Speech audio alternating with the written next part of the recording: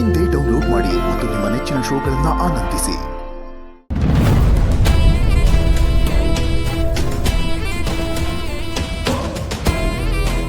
ಆಹಾ,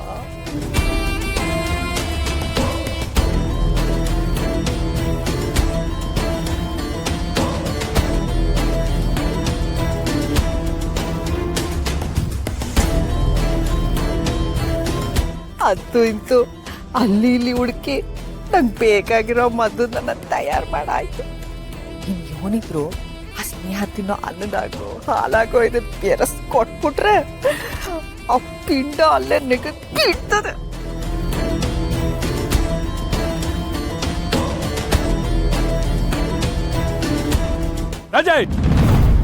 ಯಾವನವನು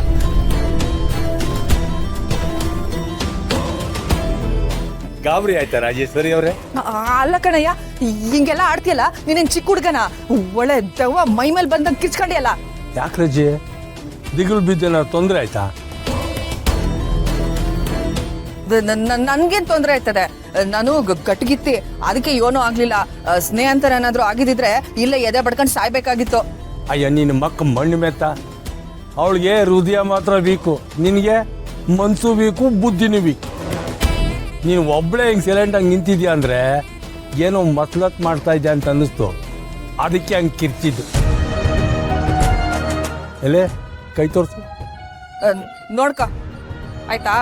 ಆ ಕೈ ತೋರಿಸು. ನಾನು ಯಾಕೆ ತೋರಿಸ್ಬೇಕು? ನಾನು ತೋರ್ಸಕ್ಕಿಲ್ಲ. ತೋರಿಸು ರಜೆ. ನೋಡೋ, ಸುತ್ತಮುತ್ತ ಯಾರೂ ಇಲ್ಲ.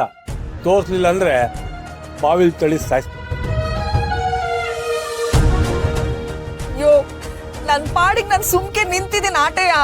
ನೀನು ಎರಡೂ ಕೈ ತೋರಿಸು, ಸುಮ್ಕೆ ನಿಂತಿದ್ಯಾ ಇಲ್ವಾ ಅಂತ ನಾನು ಹೇಳ್ತೀನಿ.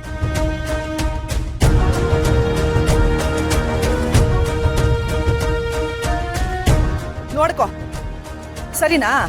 ನಿಮ್ಮವ್ವ ನಿನ್ನ ಎರ್ಬೇಕಾದ್ರೆ ಅನುಮಾನದ ಪಿಸಾಕ್ಷಿ ನೋಡಿದ್ಲು ಅಂತ ಅನ್ಸುತ್ತೆ. ಅದಕ್ಕೆ ಎಲ್ಲ ವಿಷಯಕ್ಕೂ ಅನುಮಾನ ಪಡ್ತಾನೆ ಇರ್ತೀಯ. ಏಯ್ ನೋಡ, ನನ್ನ ಬಗ್ಗೆ ಏನಾರ ಅನ್ನ, ನಮ್ಮ ಅವನ ಬಗ್ಗೆ ಏನಾರ ಮಾತಾಡದೆ ತೆಗೆದು ಹಂಗೆ ಇಕ್ಬಿಡ್ತೀನಿ. ಅಯ್ಯೋ ತಪ್ಪಾಯ್ತಪ್ಪ ದೊರೆ, ನಾನು ಇನ್ನೊಂದ್ ಕಿತ್ತ ಮಾತಾಡಕ್ಕಿಲ್ಲ, ಸರಿನಾ? ಹಂಗ್ ಬಾ ದಾರಿಗೆ. ಇನ್ನೊಂದು ಕಿತ ಕೆಲಸ ಮಾಡದೆ ಹಿಂಗೆ ತೆಪ್ಪಗೆ ನಿಂತಿದ್ರೆ ಅದನ್ನೇ ನೆಪ ಮಾಡಿಕೊಂಡು ಗಂಟು ಮುಟ್ಟೆ ಕಟ್ಸಿ ಜಾಗ ಖಾಲಿ ಮಾಡ್ತಿರ್ತೀನಿ. ಹುಷಾರ್. ಹಾಳಾದವನು.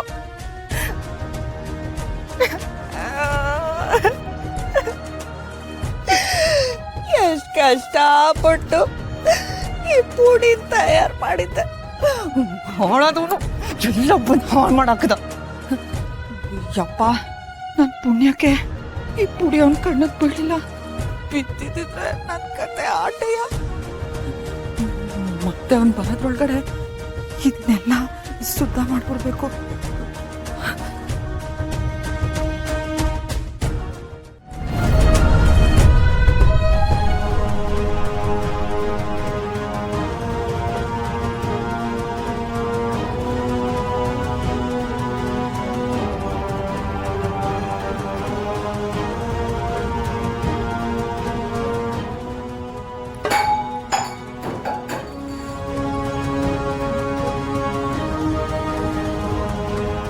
ಸಿರಿ,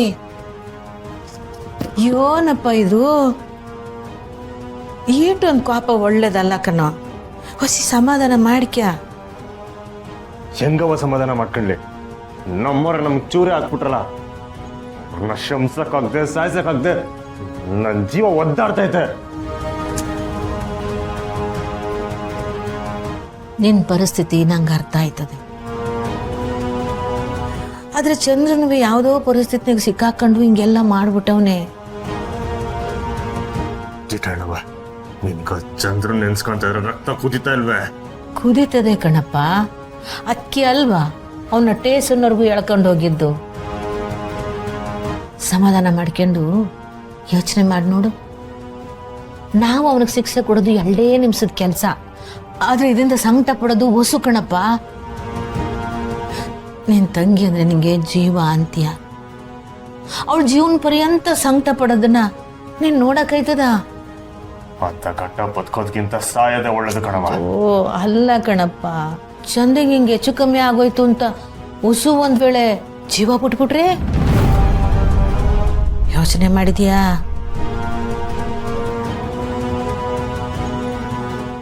ಇಂಥ ವಿಚಾರಗಳೆಲ್ಲ ಶಾನ ಸೂಕ್ಷ್ಮ ಕಣಪ್ಪ. ಮುಳ್ಳ್ಮ್ಯಾಗೆ ಬಟ್ಟೆ ಬಿದ್ದುಬಿಟ್ಟದೆ, ನಾವು ಬಲವಂತವಾಗಿ ಅದನ್ನ ಎಳ್ಕೊಂಬಿಟ್ರೆ ಹೊರದೋಗ್ಬಿಡ್ತದೆ. ಈಗಾಗಲೇ ಅಮ್ಮವ್ರಿಲ್ದೆ ಶಾನ ಕಳ್ಕೊಂಬಿಟ್ಟಿದ್ದೀವಿ, ಇನ್ನೂ ಕಳ್ಕೊಳ್ಳೋದು ಬ್ಯಾಡ ಕಣಪ್ಪ. ಅದು ಅಲ್ಲದೆ ಚಂದ್ರದಿಂದ ಅಮ್ಮರ ಜೀವಕ್ಕೆ ಏನೂ ಅಪಾಯ ಆಗಿಲ್ಲ. ಸುಮ್ಕೆ ಒಂದು ಆಡಿ ರಾಡಿ ಮಾಡ್ಕೊಳ್ಳೋಕ್ಕಿಂತ ಮರ್ತು ಮುಂದೆ ಹೋಗೋದೇ ಒಳ್ಳೇದು.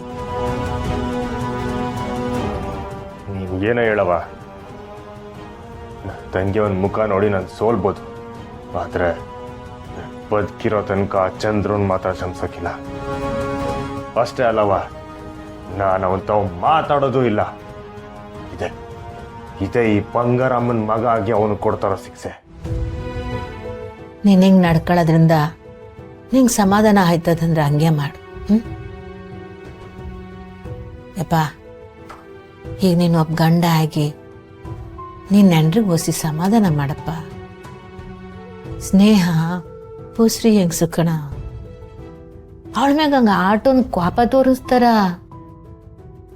ಪಾಪ ಕಣ್ಣಾಗ ನೀರು ಹಾಕ್ಕೊಂಡು ಊಟನೋ ಬಿಟ್ಟು ಕೋಣೆ ಸೇರ್ಕೊಂಡದೆ. ಹೋಗಪ್ಪ, ನಿನ್ನ ಹೆಂಡ್ರನ್ನ ಸಮಾಧಾನ ಮಾಡು, ಹೋಗೋ.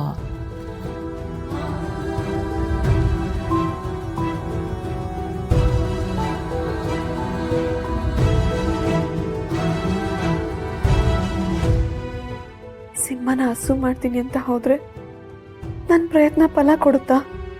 ಇವ್ರು ನನ್ನ ಹತ್ರ ನಡ್ಕೊಂಡಿರ್ತೀನಿ, ನಾಳೆ ನನ್ನ ಮಗು ಜೊತೆ ನಡ್ಕೊಂಡ್ರೆ ಅದ್ರ ಮನಸ್ಥಿತಿ ಏನಾಗಬಹುದು? ಅಪ್ಪ ಹೇಳಿದ್ದೆ ಸರಿನಾ? ಕಂಠಿಯವರು ನಾನಿಲ್ಲ ಅಂದ್ರೆ ತಾಯಿಯಾಗಿ ತಂದೆಯಾಗಿ ನನ್ನ ಮಗುನ ಸಾಕಿ ಬೆಳೆಸೋದ್ರಲ್ಲಿ ಸೋತೋಗ್ತಾರ? ಹೀಗೆ ಆದ್ರೆ ನಾಳೆ ನಾನು ಇರಲ್ಲ. ಇವರು ಕೋಪದಲ್ಲಿ ಯಾವ ಅನಾಹುತ ಮಾಡ್ಕೊಳ್ತಾರೋ, ಮುಂದೆ ನನ್ನ ಮಗುಗೆ ಯಾರು ದಿಕ್ಕು? ನನ್ನ ಮಗು ತಾಯಿ ಇಲ್ಲದೆ ಅನಾಥೆ ಆಗೋದ್ರ ಜೊತೆ ತಂದೆ ಕೋಪದಿಂದ ಸರಿಯಾದ ಜೀವನ ಸಿಗದೆ ಅನಾಥ ಆಗೋಗುತ್ತಾ? ದೇವ್ರೆ, ಯಾಕೆ ನನಗೆ ಇಂಥ ಶಿಕ್ಷೆ ಕೊಡ್ತಿದ್ಯಾ? ಕಂಠಿಯವ್ರಿಗೋಸ್ಕರ ನನ್ನ ಜೀವನ ಲೆಕ್ಕಿಸ್ದೆ, ಮಗುಗೆ ಜನ್ಮ ಕೊಡಬೇಕು ಅಂದ್ಕೊಂಡೆ. ಆದರೆ ನಾಳೆ ನನ್ನ ಗಂಡ ಆ ಮಗುನ ಕೋಪ ಬಿಟ್ಟು ಜೋಪಾನ ಮಾಡ್ತಾರ.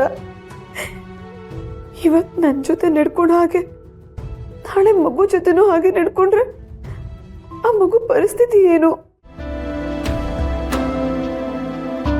ಸ್ನೇಹವರ